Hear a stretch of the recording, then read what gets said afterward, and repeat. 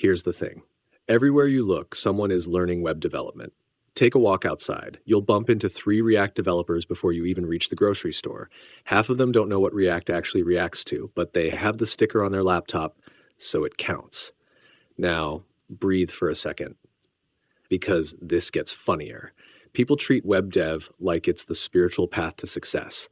You ask someone what they do, and they whisper, "I'm a web developer," like they just got inducted into the Illuminati. Why is everyone obsessed? Let's start with the biggest lie on the internet. Learn web dev and earn 6 figures in 6 months. Sure, bro. You can barely center a div, but you're ready to architect Amazon. Calm down. And then the tutorials, oh man, they make everything look smooth. The instructor writes 3 lines of code and says, and that's your full stack app. Meanwhile, you try the same thing. Your terminal explodes, your browser crashes, and your laptop starts making sounds like it's launching into orbit. Take a breath, because here come the frameworks. Every beginner hits this phase where they don't build websites anymore. They collect frameworks, like Pokemon, React, Next, Nuxt, Vue, Svelte, Astro, Remix. Half of them can't explain the difference. They just say things like, "Yeah, bro, I switched from Next to Astro for performance reasons." Performance reasons? Your website has one button and it doesn't even do anything. Now here's the funniest part. Every beginner's first project, and I mean every single one, is a to-do app, and they hype it like it's the next big startup. My new productivity platform is live.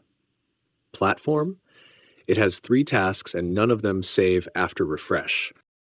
Sooner or later, every new web dev meets JavaScript, the real JavaScript, not the console.log hello world honeymoon phase. I'm talking about the moment they get an error so confusing they start doubting their life choices.